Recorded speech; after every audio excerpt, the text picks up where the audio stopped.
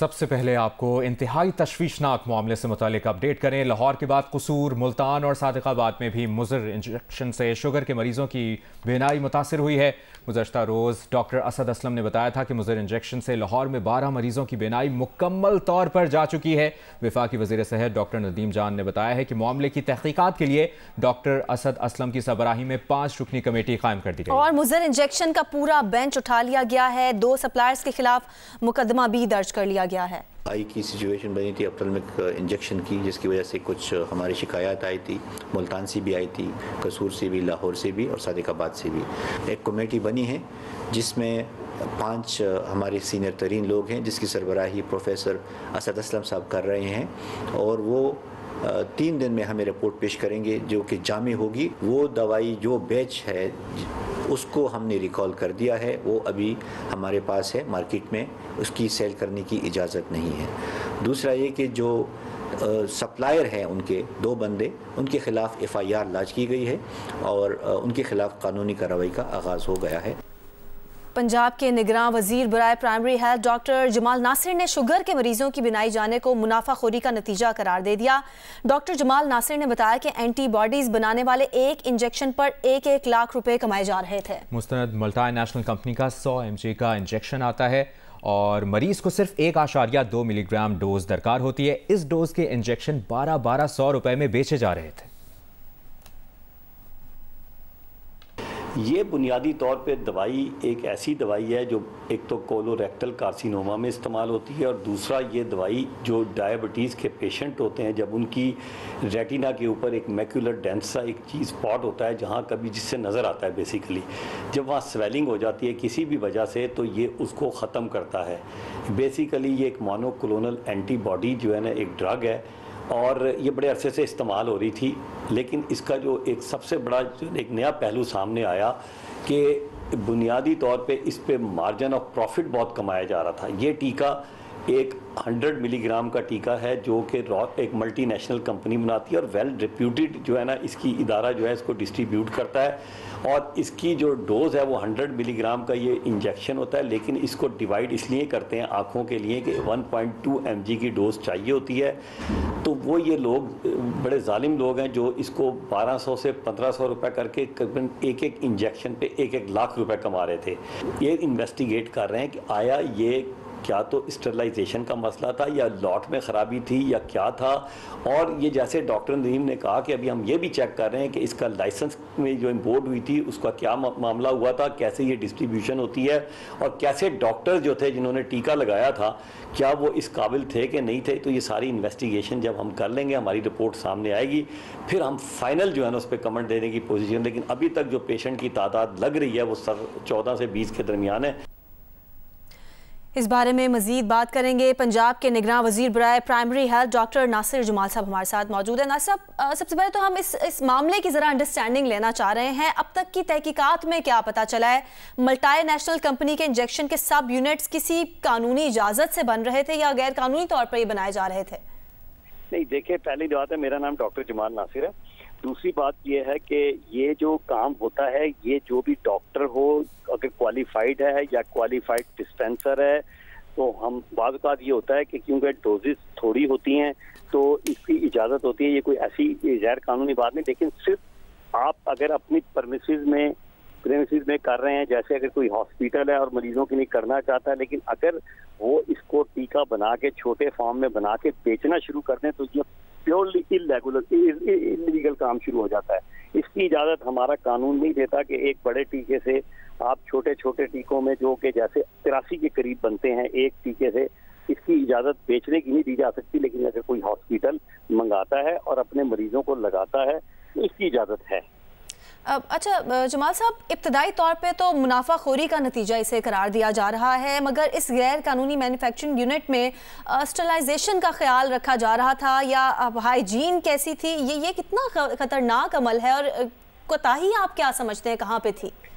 देखिए, आपने बिल्कुल सही बात की कि बात तो यही है कि इसीलिए हमने इजाज़त सिर्फ उन इदारों को दी हुई है कि जहाँ सारी चीज़ों को और स्टरलाइजेशन को और सारी चीज़ों को SOP को फॉलो किया जाता है। इसकी इजाज़त बिल्कुल कहीं नहीं दी हुई कि अपने तौर पे बैठ के टीका बना लें ना वो स्टरलाइजेशन का ख्याल रख सकते हैं, ना रखा जाता है और इसकी बिल्कुल कानूनी तौर पे इजाज़त नहीं है। इसीलिए हमने जो है इस पे एक्शन शुरू किया हुआ है। हम उन बंदों को पकड़ने के चक्कर में है, जैसे ही वो पकड़े जाएंगे पुलिस छापे मार रही है। अभी तो ये पता चलेगा कि खाली ये एक जगह पे नहीं बल्कि मुल्तान में भी कुछ केस आए हैं जो कि झंग में टीके लग के आए थे उनको। इसी तरह कुछ रहीम और यकीनन फिर उनसे भी सवाल होना चाहिए जिस अस्पताल ने या जिस क्लिनिक ने इनसे हासिल किया है। जी बिल्कुल आपसे इत्तेफाक करता हूँ, बिल्कुल हमने यही कर रहे हैं। असल में हम चाह रहे हैं कि पहले तो ये पकड़े ना, ताकि जो इन्होंने टीके बेचे हुए हैं उनको रोका जाए, ताकि और लोग नहीं। बाकी उन अस्पतालों से ही पूछा जाएगा कि भाई आपने गैर रजिस्टर्ड शुदा लोगों से क्यों खरीदा, ये तो इसको नहीं छोड़ेंगे। इस बात को भी जाहिर है जब एक बाकायदा कंपनी मौजूद है तो आपने खुद कंपनी से क्यों नहीं लिया, आपने क्यों एक बंदे से लिया। बिल्कुल सही है, इस पे हम एक्शन ले रहे हैं। अच्छा जमाल नासिर साहब, जरा मेडिकली भी हमें समझाइएगा, नाजरीन को भी, और इंजेक्शन के सब यूनिट्स बनने में गलती क्या नजर आई है? क्या मैन्युफैक्चरिंग में स्टेरिलाइजेशन का मसला था या आपकी क्या अंडरस्टैंडिंग है डोज की मिकदार में गलती हुई? बहुत सारे फैक्टर इसमें आ जाते हैं। पहली बात तो ये, जैसे मैंने अभी पहले भी आपको इंटरव्यू में बताया था कि ये टीका बुनियादी तौर पे कोलोरेक्टल यानी कि जो आंतों का कैंसर है उसमें इस्तेमाल होता है मेन। लेकिन इसकी एक जदीद टेक्नोलॉजी ये भी आई है कि जिन लोगों को शुगर की बीमारी होती है उनकी रेटिना के अंदर खून की नालियां डेवलप हो जाती हैं, सोजिश हो जाती है, जिसकी वजह से वो फिर देखने में प्रॉब्लम आ जाती है। ये जब हम टीका लगा देते हैं तो इससे वो सोजिश भी खत्म हो जाती है और जो वैस्कुलराइजेशन है वो भी खत्म हो जाती है और आदमी का जो कॉम्प्लिकेशन है आई की वो रुक जाती है। तो ये टीका तो बड़ा जबरदस्त है। लेकिन जो हमें अभी लगता है, जैसे आपने बात की कि या तो ये टीका जब भरते हुए स्टरलाइजेशन की प्रॉब्लम हुई है, लेकिन अगर ये स्टरलाइजेशन की प्रॉब्लम होती तो ये एक शहर के अंदर होती, एक जगह पे होती। लेकिन अब क्योंकि ये 4 मुख्तलिफ शहरों से कंप्लेन आई है, सादकाबाद से, मुल्तान में मैंने आपको कहा, झंग से, लाहौर से, तो 4 शहरों का मतलब ये है कि कोई लॉट में प्रॉब्लम थी। इसीलिए हमने फौरन जो है ड्रैप और डॉक्टर नजीम जो थे सेहत के मिनिस्टर, उनसे बात करके इसको फौरन रुकवा दिया और हमने इसकी सेल परचेज पर पाबंदी लगवा दी है। जब तक कि हमारी इंक्वायरी कमेटी कोई रिपोर्ट सही जब तक क्लियर नहीं करेगी उस टीके की हम इजाजत नहीं देंगे। जमाल साहब, इस वक्त आप लोगों के लिए कितना बड़ा चैलेंज है, क्योंकि सख्त से सख्त कार्रवाई और बहुत जल्द एक्शन की जरूरत है। और ये भी कहिएगा कि अब निगरान हुकूमत को फिलहाल कोई अस्पताल मुख्तस नहीं कर देने चाहिए ताकि मजीद अब इससे नुकसान ना हो। नहीं, अल्हम्दुलिल्लाह देखें, जहाँ तक ये बात है हम तमाम मरीजों की जिम्मेदारी ले रहे हैं। हमारे चीफ मिनिस्टर साहब ने चाइना से आते ही पहले मुझसे बात की है और मेरे चीफ मिनिस्टर ने मुझे आते ही इंस्ट्रक्शन जारी किए हैं और हमारा काम यही है कि हम इसको कंट्रोल में, वो टेंशन कोई नहीं है, इतने ज्यादा पेशेंट नहीं है कि इसके लिए हम एक पैनिक सिचुएशन क्रिएट कर दें।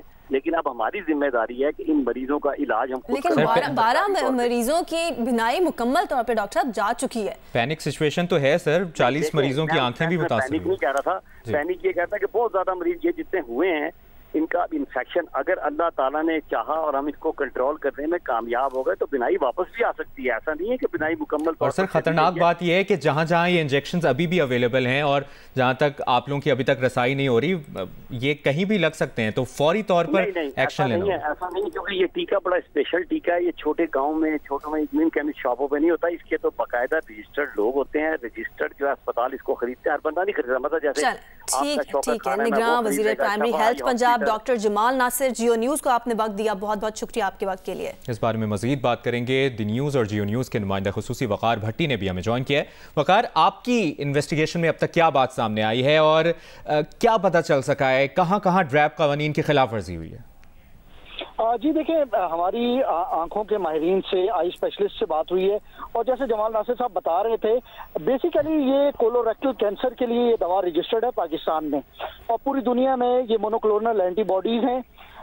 इसका एक इस्तेमाल ये है कि जो ज़ियाबतीस के वो मरीज जिनकी आंखों में, रेटिना में ये छोटी छोटी ब्लड वेसल्स पैदा हो जाती हैं और ये कॉम्प्लिकेशन है डायबिटीज की, उसको दी जाती है। अब मसला ये है कि इसके लिए ये इंजेक्शन बना हुआ नहीं आता, तो ये जो वायल है, इस जो 16 ml का वायल होता है, इसमें से छोटे छोटे इंजेक्शन बनाए जाते हैं और वो इंजेक्शन हाईली क्वालिफाइड फार्मासिस्ट बनाते हैं, एक एनवायरनमेंट में बनाए जाते हैं। जैसे इस वक्त लाहौर में ये इजाजत जो है वो शौकत खानम हॉस्पिटल के पास है, कराची में ये आगा खान अस्पताल है, वो ये इंजेक्शन तैयार करते हैं और उसके बाद जिन आंखों के अस्पतालों को जरूरत होती है वहाँ ये सप्लाई किए जाते हैं।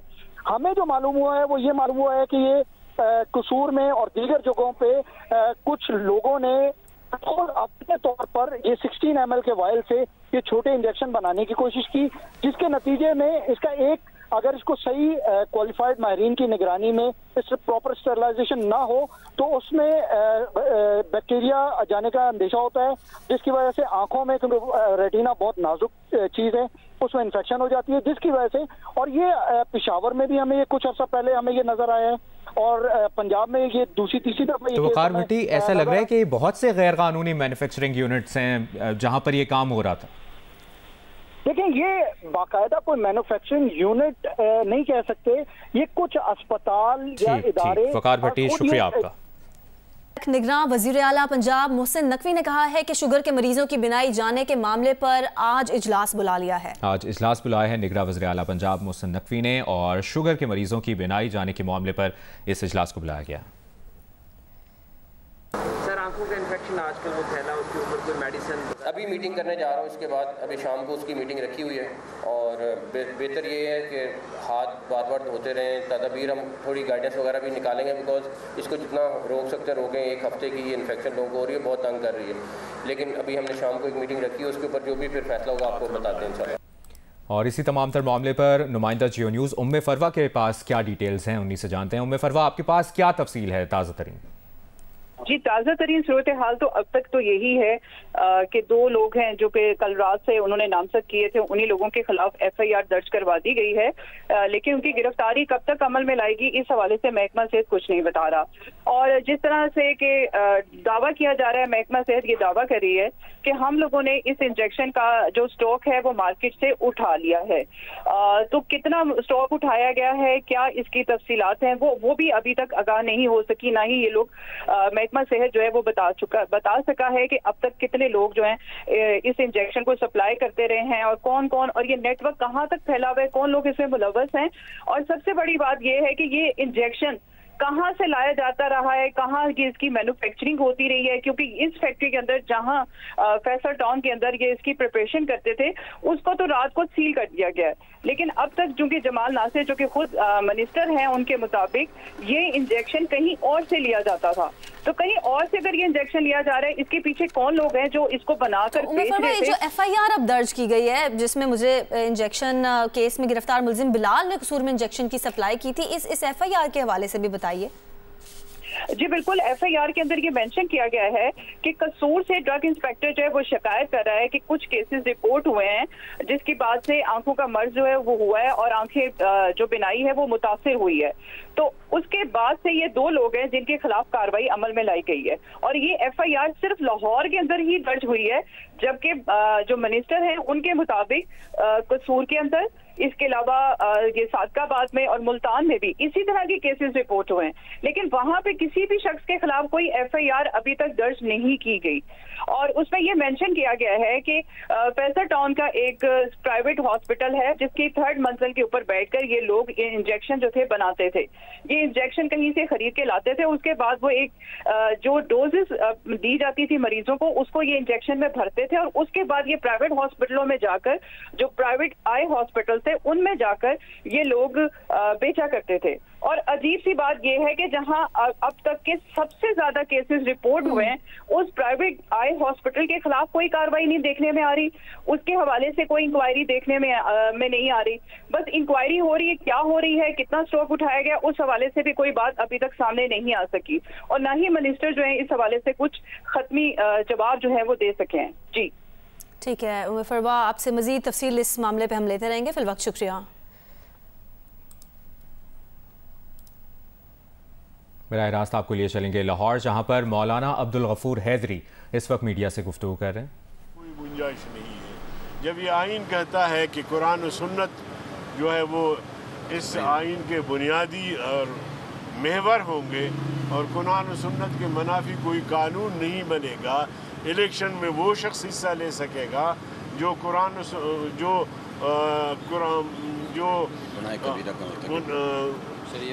शरीयत का पाबंद हो और गुनाह कबीरा का मुर्तकिब न हो। तो ये आइन, इसलिए मैंने कहा कि हम इस आइन की चौकीदारी करते हैं, और जब भी कभी कोई ऐसा मौका आता है तो हम उठ खड़े होते हैं और अपना फ़र्ज़ निभाते हैं। तो मैंने इंतखाबात की भी इसलिए खैर मकदम किया कि आइन के अंदर अंदर इंतखाबात होनी चाहिए। ये बताइएगा कि आपने कहा कि आप आइन के चौकीदार हैं, और जब दोनों सूबाई हलकों में या सूबों में 90 दिन के अंदर इलेक्शन करवाने थे और आइन के तहत ही वो 90 दिन के रोल में होने थे, उस वक्त ये चौकीदार कौन से फ़राइज़ सर अंजाम दे रहे हैं? पर मेरा मतलब यही था। देखिए हमने अपने फ़र्ज़ अदा किए हैं, मगर कहीं हमारे पर भी जलते हैं। नहीं, आपके पर कहाँ जलते हैं, किसके खिलाफ जलते हैं? मुझसे ये है कि मैं अपनी राय तो दे देता हूँ, आज भी दे रहा हूँ, कल अगर इलेक्शन नहीं होते तो क्या कर सकता हूँ। मेरा काम है अपनी राय देना, अपने उसूल के मुताबिक बात करना, आइन के मुताबिक बात करना। और अगर बहुत सारी जमातें हैं पाकिस्तान में, जो बड़ी जमातें हैं, अगर वो चाहें या जो मुक़्तदर। मौलाना अब्दुल गफूर हैदरी लाहौर में मीडिया से गुफ्तगू कर रहे हैं। दूसरी जानिब लाहौर में गवर्नर पंजाब बलीगुर रहमान तकरीब से खिताब कर रहे हैं।